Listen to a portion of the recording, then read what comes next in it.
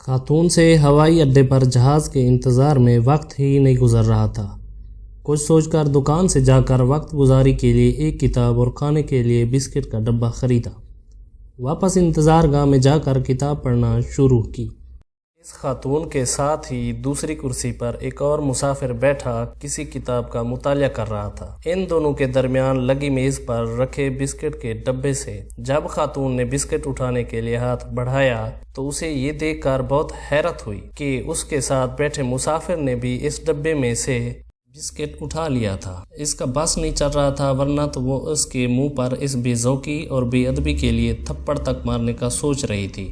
اس کی حیرت اس وقت دو چاند ہو گئی جب اس نے دیکھا کہ جیسے ہی وہ ایک بسکٹ اٹھاتی ہے وہ مسافر بھی ایک بسکٹ اٹھا لیتا ہے۔ غصے سے بے حال وہ اپنی جھنجھلاہٹ پر بامشکل قابو رکھ پا رہی تھی۔ جب ڈبے میں آخری بسکٹ آن بچا تو اس کے دل میں یہ بات جاننے کی شدید حسرت تھی کہ اب یہ بدتمیز بد اخلاق شخص کیا کرے گا۔ کیا وہ اب بھی اس آخری بسکٹ کی طرف ہاتھ بڑھائے گا یا یہ آخری بسکٹ اس کے لیے چھوڑے گا؟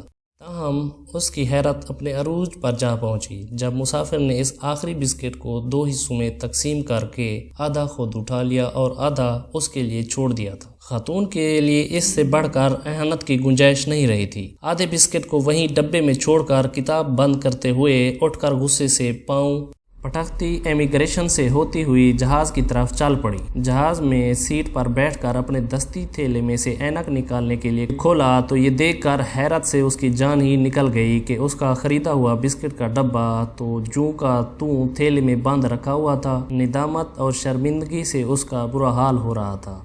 اسے اب پتہ چل رہا تھا کہ وہ ہوائی اڈے پر بسکٹ اس شخص کے ڈبے سے کھاتی رہی تھی۔ اب دیر سے اسے محسوس ہو رہا تھا کہ وہ شخص کس قدر ایک مہذب اور رحم دل انسان تھا جس نے کسی شکوے اور ہچکچاہٹ کے بغیر اپنے بسکٹ کھانے کو دیے تھے۔ وہ جس قدر اس موضوع پر سوچتی اس قدر شرمندگی اور خجالت بڑھتی جا رہی تھی۔ اس کی شرمندگی اور خجالت کا اب مداوا کیا ہو سکتا تھا؟ اس کے پاس تو اتنا وقت نہ تھا کہ جا کر اس آدمی کو ڈھونڈے، اس سے معذرت کر سکے یا اس کی اعلیٰ ظرفی کا شکریہ ادا کر سکے۔ اس لیے کہتے ہیں کسی کے بارے میں رائے قائم کرنے میں جلدی نہیں کرنی چاہیے، کیونکہ ضروری نہیں کہ آپ کی قائم کی ہوئی رائے ہی ٹھیک ہو۔